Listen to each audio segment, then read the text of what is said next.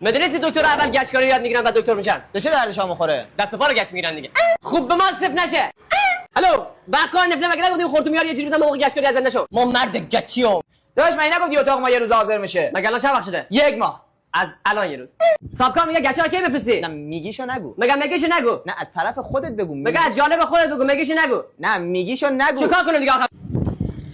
این چه مدل وایسادنه؟ گچ صفر شده دستم گیر کرده تو. کاش بدونستم دهن فامیلم گچ بگیرم. مال مایه. چی داری میگی؟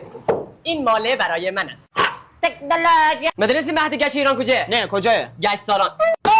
افتادم پام شکست. بکن تو گچ. چند تا بچه داری؟ 8 تا. اسمش چیه؟ شنبه، یک شنبه، دوشنبه، سه شنبه، چهارشنبه، پنجشنبه، جمعه. این که شده 7 تا. شنبه بعد از ظهرم است. نه. مدرسه مهمترین قسمت ساخت و ساز گچکاریشه؟ جدی؟ نه. چی کار داری بکنی؟ برم کشتی گچ میگیرم. اونجا باید شمشه بشه. چی بشه؟ شمشه بشه. شمشه چی بشه؟ عزیز من باید شمشه شود تا صاف شود.